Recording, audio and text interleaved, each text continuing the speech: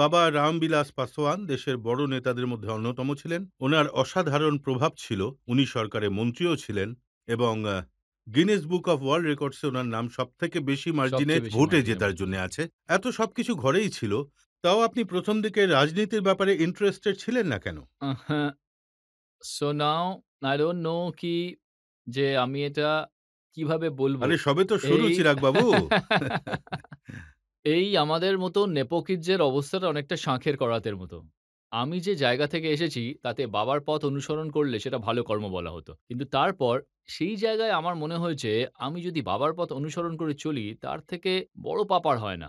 সেই সময়েও আমি একটা মহৎ প্রচেষ্টা করেছি। একটা অল্টারনেটিভ ক্যারিয়ার তৈরি হ্যাঁ, করেছি। সে তো কিন্তু দেখতেই ওই পেয়েছি। তো আপনি যে ট্রেলার দেখেছেন তাতেই বুঝে গেছেন এর দ্বারা কিচ্ছু হবে না। আচ্ছা, কঙ্গনা রানাওয়াতকে পছন্দ হয়নি নাকি ফিল্ম ক্যারিয়ারে পছন্দ হয়নি?